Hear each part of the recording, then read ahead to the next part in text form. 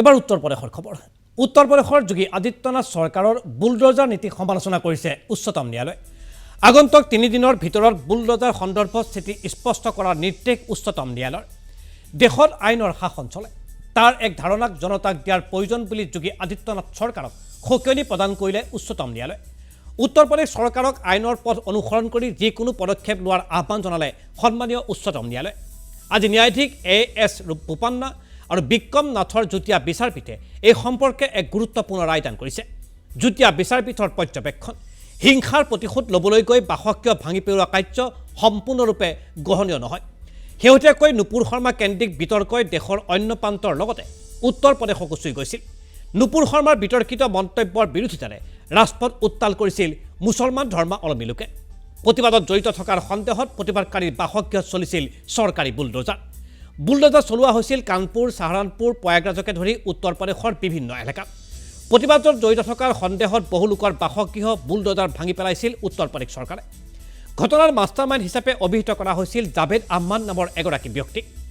10 জুনত সংঘটিত হিংসাত্মক কাৰ্যকলাপত জড়িত থকাৰ অভিযোগত জাভেদ আহমেদৰ বিৰুদ্ধে আৰু সেই অভিযোগৰ ভিত্তিতে ভাঙি পেলোৱা হৈছিল জাভেদ আহমেদৰ বাসগৃহ প্ৰতিবাদত জড়িত থকাৰ সন্দেহত সাহাৰানপুৰৰ পৰা আন দুগৰাকী ব্যক্তিৰ বাসগৃহত চলিছিল বুলডোজাৰ প্ৰতিবাদত জড়িত থকাৰ অভিযোগত আন 35 গৰাকী লোকৰ বাসগৃহ বুলডোজাৰ লগাই ভাঙি পেলোৱাৰ হুংকাৰ প্ৰদান কৰিছিল যোগী আদিত্যনাথৰ চৰকাৰে এইদৰে প্ৰতিবাদী কাৰ্যসূচী দমনৰ নামত বুলডোজাৰ চলোৱা নীতি এই নীতিক লৈ সমালোচনাৰ সন্মুখীন হৈছে যোগী আদিত্যনাথ নেতৃত্বাধীন উত্তৰ প্ৰদেশ চৰকাৰ যোগী আদিত্যনাথ চৰকাৰৰ বুলডোজাৰ নীতিৰ বিৰুদ্ধে উচ্চতম ন্যায়ালয়ত আবেদন দাখিল কৰিছিল ইছলামিক সংগঠন জমিয়ত উলামায়ে হিন্দে ইফালে মঙলবাৰে উচ্চতম ন্যায়ালয়ে মুখ্য ন্যায়াধীশলৈ এই সম্পৰ্কত মুকলি পত্ৰ প্ৰেৰণ কৰিছিল উচ্চতম ন্যায়ালয়ৰ 3 গৰাকীকৈ অৱসৰপ্ৰাপ্ত ন্যায়াধীশে অৱসৰপ্ৰাপ্ত ন্যায়াধীশ বি সুদৰ্শন ৰেড্ডি বি গোপাল গৌড়া এ কে গাংগুলীকে ধৰি দেশৰ 12 গৰাকী বিশিষ্ট ব্যক্তিয়ে পত্ৰ লিখিছিল উচ্চতম ন্যায়ালয়লৈ আৰু ইয়াৰ পাছতেই উত্তৰ প্ৰদেশ চৰকাৰলৈ উচ্চতম ন্যায়ালয়ে জাৰি কৰে জাননী আৰু এই জাননীয়ে বহন কৰিছে বিশেষ তাৎপৰ্য আৰু এই জাননী নিশ্চিতভাৱে আশংকাৰ যেন কাৰণ হৈ পৰিছে এতিয়া যোগী আদিত্যনাথ চৰকাৰৰ বিৰুদ্ধে যোগী আদিত্যনাথ চৰকাৰৰ হয়তো পৰৱৰ্তী পৰ্যায়ত চলাব নোৱাৰিব কোনো ধৰণৰ বুলডোজাৰ নীতি ৰাজ্যখনত আহক চাও এই সম্পৰ্কত কি খবৰ কৈছে অশোক গেহলতে कानून का राज कैसे रहेगा देश के अंदर रही नहीं रहेगा तो फिर हर व्यक्ति को कभी न कभी तकलीफ आएगी कानून और संविधान से देश चलता है तब तक तो सब सुरक्षित महसूस करते हैं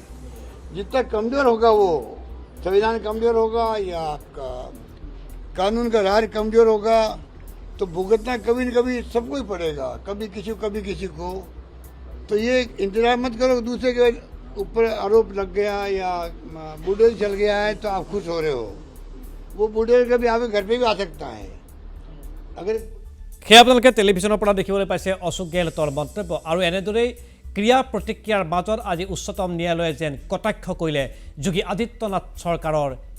বুলডোজাৰ নীতিকো আৰু যি কথাই ইতিমধ্যে সমগ্ৰ দেশতেই ব্যাপক প্ৰতিক্ৰিয়াৰ সৃষ্টি হোৱা দেখিবলৈ পোৱা গৈছে